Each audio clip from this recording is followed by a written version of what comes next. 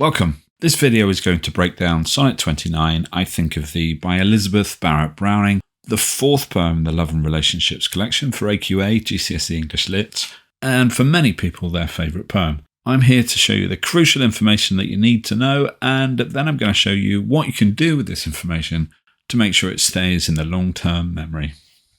If you've seen this bit before, skip forward. I put chapters below for easy navigation. Imagine this. You're sat in the exam hall. You read the poetry anthology question and it says, compare how poets present ideas about a theme in a named poem and in one other poem from the Love and Relationships collection. As you can see on the screen, I've tried very hard to blur out Sonnet 29. At that point, you need a system to compare so that you can quickly select the correct information and get on with the comparison. There's no point blindly trying to recollect everything you know about a poem. Instead, you want to learn the information in a set way to speed this up and allow you to show off your analytical skills. And that's what we're doing here. You'll see that I've broken down all of the poems by headings so that you can compare headings. By focusing on specific aspects of how the poems are written, you will be able to compare the methods the writer uses in any other poem. This reduces the cognitive overload when you are eventually sitting an exam. You've already learnt your essay plan, and so the comparison of poems will become a task when you are just selecting which bits of information you choose to compare. You may notice that I don't include a specific element on context. This is because in poetry, the exam board do not expect you to go away and learn the biographies of all 15 poets and then compare them. In fact, they say in their examiner's report that pursuing such avenues, meaning biographical information, often causes a student to lose focus on both questions and poems. The task is always compare how poets present an aspect of a relationship. So the ideas and perspectives of the poems are the context. The idea of love, the breakup of a relationship, strong emotions, sweeping a person along. All of these are the background information you need, and they come through in how the poets present their ideas. The exam board have been quite specific on this. If you answer the question, context will come with it. Traditionally, when we analyse poetry, we analyse form and structure and language. The first tab tells you what happens in the poem, what tones it creates, and it tells you the type of poem it is. The next two tabs deal with the structure and form of the poem. How the poem's start and ends is always worth comparing, as it gives us an idea of how the poet's perspectives may have changed, or what the poet intends to leave the reader with. The form points concerning rhyme and stanza structure are great if they help you analyse how the tone is achieved. Otherwise, you will end up with technique spotting. The last three tabs all cover language. Again, you need to use these to analyse how the tone is achieved. I will always give you a lead for this, so you will know what to say. Everything you see on screen, the words that pop up during the video are the things that we're learning. Ideally, this will be recorded in some way. How you do that is up to you. One way of doing it is to create a mind map for each poem, and I'll show you at the end how you might do that. If you're comfortable doing that straight away, you can use the 6 headings with icons as the branches for your mind map. The other crucial way to learn is to get the information on flashcards. I'll review that at the end as well and put everything you need to put on the flashcards on the screen, so you only need to pause the screen a few times to get the information on the flashcards rather than pausing every time I give you a quotation. So, what happens in the poem? The poet declares her deep and passionate love for a man and shows her feelings growing from an obsession to a rich and energetic and life-affirming love. The tone, therefore, is intense, although it moves from dependency at the start to an empowered independence through love. It's fair to say that the poem is intimate and deals with love and sex in an enlightened and joyful way that could have been embarrassing for Victorian readers. Elizabeth Barrett-Browning never actually put her own name to these poems and instead claimed that her poems were translation from someone else's work, publishing them in a collection called Sonnets from the Portuguese. It's worth noting that her nickname for Robert Browning, her husband, the subject of the poems, was My Little Portuguese. This poem, then, is an insight into a personal world.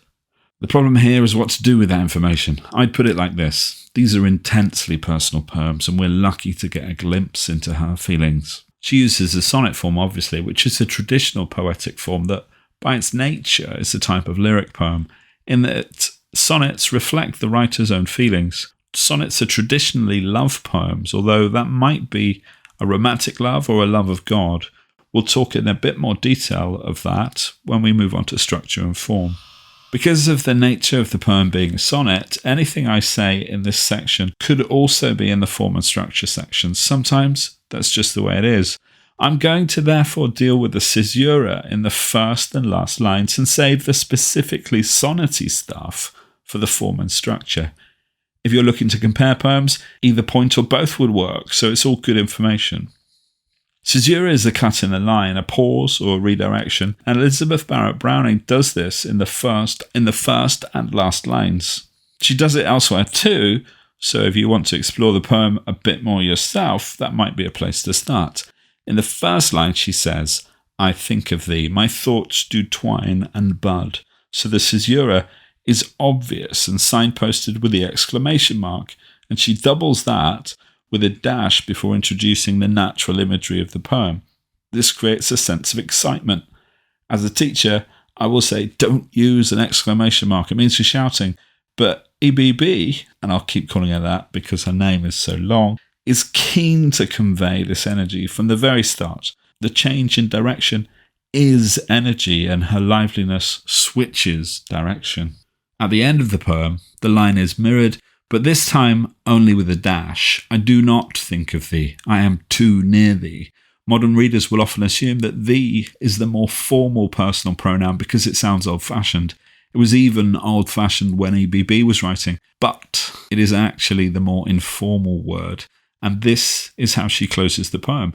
She, with the focus on him. The tone has changed too, and the obsessive love has gone. The exclamation mark has gone. And a real and deep love remains, still focused on him, but also independent and more measured. Form and structure. This particular sonnet follows the Petrarchan form, and it uses an octet or octave, which is 8 lines or 2 quatrains, sections of 4, and then follows with the sestet, which is 6. Traditionally, the first quatrain establishes a problem, which is then expanded in the second quatrain, making the octave essentially the problem section. The sestet begins with a volta, traditionally, which changes the rhyme scheme and tone and then focuses on a solution to the problem. The key bit to learn, though, is that Elizabeth Barrett-Browning is unconventional in her placing of the volta, and that might be worth linking to her unconventionally open and joyous nature when presenting her relationship. An easy way to think of this is the journey from "I think of thee" to "I do not think of thee" looks like a complete reversal, but what's actually happening is an intensification of her feelings as she finds her own voice. What can be interesting is to piece together where you think this moment changes, or in technical words, where the volta is. Conventionally, it is placed at the beginning of the sestet, which is line 9. However, if we look at line 7, which is where many people have identified the volta, you can see that EBB is taking control, demanding her husband's presence, as she says, rather, instantly, renew thy presence. You could even argue that only the first quatrain contains the problem, because by the time she declares, "Yet, O my palm tree, be it understood, I will not have my thoughts instead of thee," she is already in control. She's self-assured and grown. This can be a way to engage in an argument about breaking of conventions, both literary and social, in a woman talking about issues like this. If you want a really simple but effective structural point, look at how 4 lines end with thee, showing his importance to her. Before we get onto the language section, if you are finding this useful, please subscribe to help me bring more of these videos to you. Main image. When we're talking about the main image, we're looking for the most important element of the poem.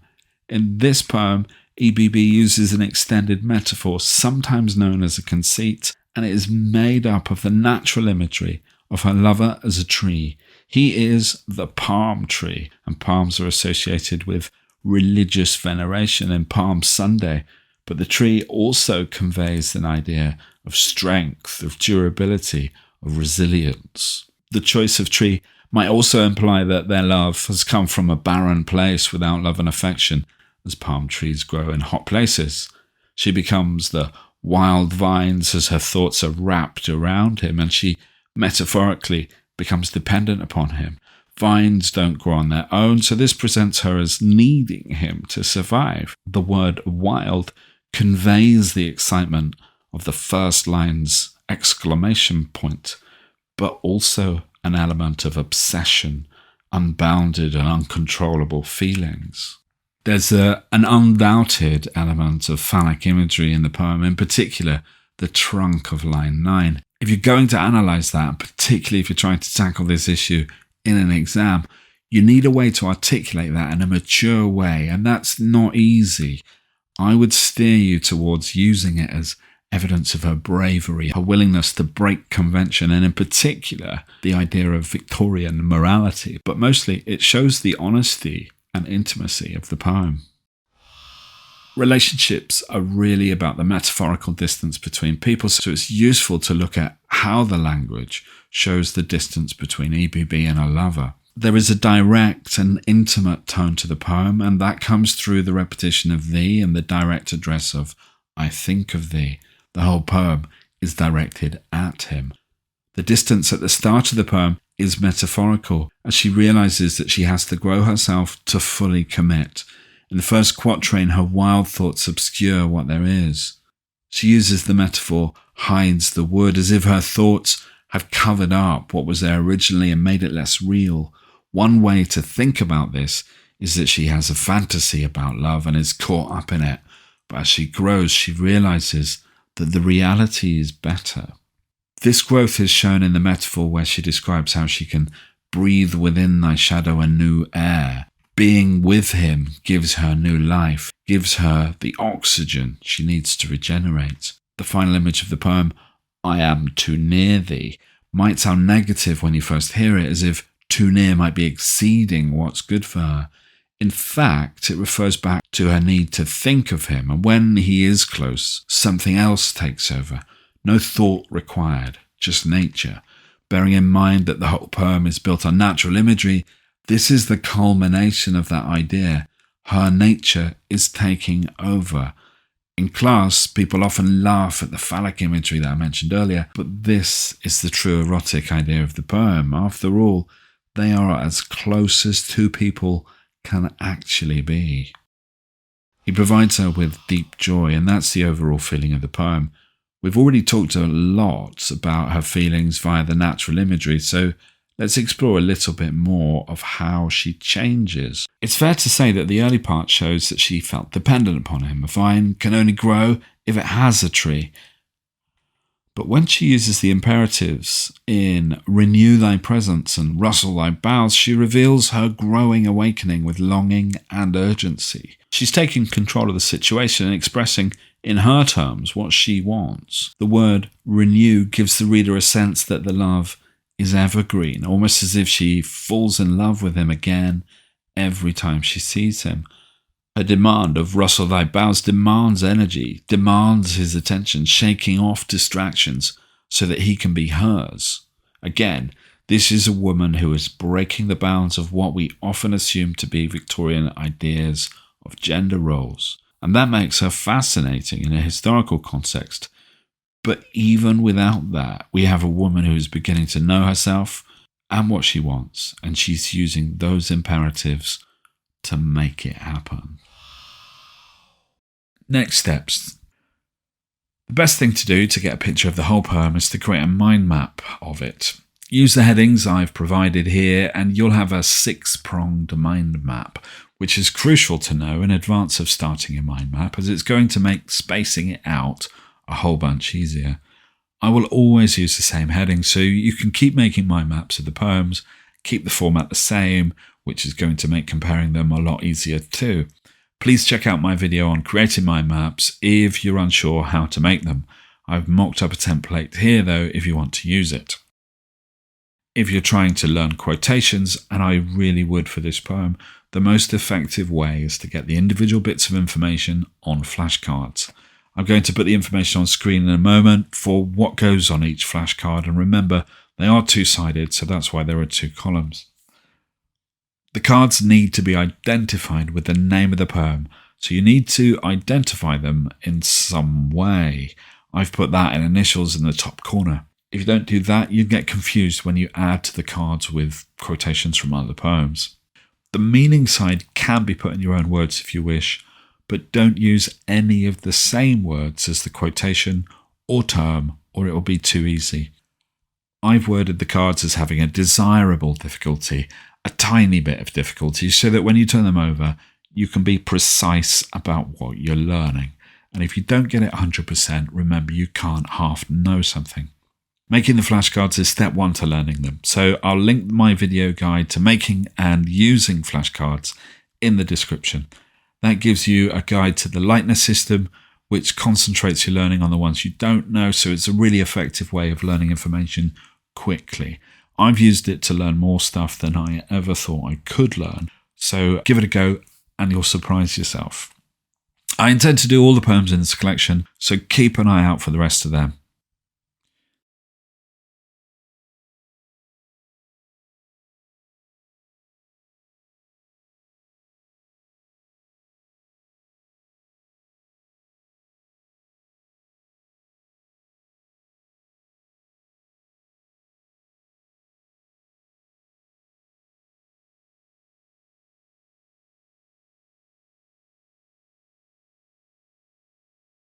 You made it all the way to the end. Well done. Thank you. Make use of your flashcards, and I look forward to the next poem.